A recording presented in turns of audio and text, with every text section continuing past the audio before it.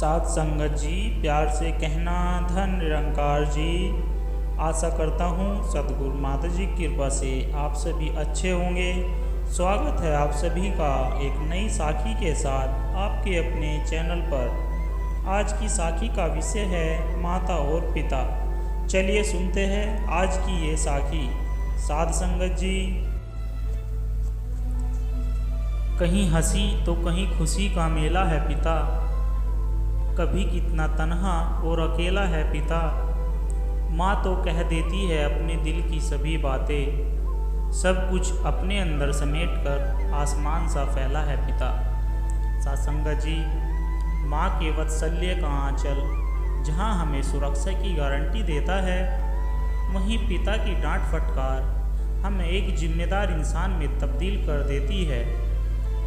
माता पिता के अलावा इस दुनिया में और कोई नहीं जो आपसे कड़ी स्पर्धा न रखता हो और जो आपकी टांग खींचने में न लगा हो। इस संसार में सबसे अभागा व्यक्ति वही होता है जिसके हिस्से में उसके माँ बाप की डांट फटकार नहीं आती। जिस दिन पिता की ये डांट फटकार आपके जीवन से चली जाएगी, उस दिन इसकी अहमियत का पता आपको चलेगा, क्योंकि इसी डांट फटकार में हमारी वास्तविक और जिम्मेदारी पूर्ण आज़ादी छुपी होती है। सत्संगत जी, माँ के चरणों में स्वर्ग होता है। माँ बिना जीवन अधूरा है, लेकिन अगर माँ जीवन की सच्चाई है तो पिता जीवन का आधार है। माँ बिना जीवन अधूरा है तो पिता बिना अस्तित्व अधूरा है। जीवन तो माँ से मिल जाता है, लेकिन जीवन के थपेड़े से निपटना तो पिताजी से ही आता है।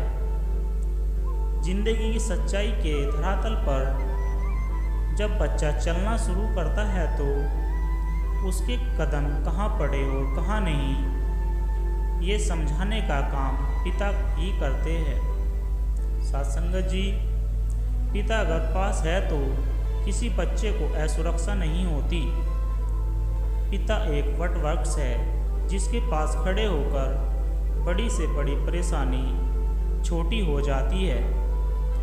सत्संगत जी, पिता भी माँ की तरह ही बच्चों से प्यार करते हैं, लेकिन उनका स्वभाव और जिम्मेदारी माँ से अलग होती है। जहाँ माँ बच्चे में प्रेम, करुणा, अपनापन आदि गुण विकसित होते हैं, पिता से बच्चा सख्त होना सीखता है, अनुशासन सीखता है। इसका ये अभिप्राय नहीं है कि माँ कमज़ोर है या कुछ और। पिता को बच्चों के प्रति प्यार जताना नहीं आता, या शायद वो जताता नहीं।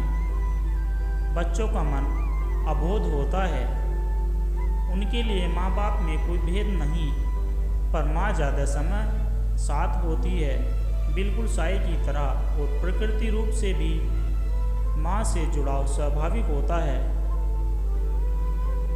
और जब बच्चा पिता की भावनाओं को समझने के काबिल होते हैं, वे दुनियादारी और जिम्मेदारी के बोझ तले आ जाते हैं। बस सोचते रह जाते हैं कि पिता के प्यार और त्याग को सोचते रह जाते हैं। उन्हें धन्यवाद देने को और पिता छोड़ जाते हैं हमेशा के लिए। और उस वक्त इस घने साए की छाया की महत्ता पता चलती है, पर तब तक समय बीत चुका होता है।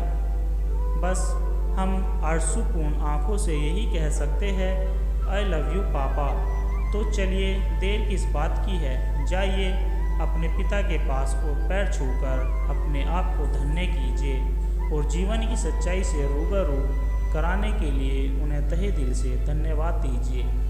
किसी ने क्या खूब चंद पंक्तियाँ लिखी है, जो पिता के पैरों को छूता है वो कभी गरीब नहीं होता, जो माँ के पैरों को छूता है वो कभी बदनसीब नहीं होता, जो भाई के पैरों को छूता है वो कभी गमगीन नहीं होता, जो बहन के पैरों को छूता है वो कभी चरित्रहीन नहीं होता, जो गुरु के पैरों को छूता है उस जैसा कोई खुशनसीब नहीं होता। अच्छा दिखने के लिए मत जियो, बल्कि अच्छा बनने के लिए जियो। सत्संगत जी, प्यार से कहना धन निरंकार जी।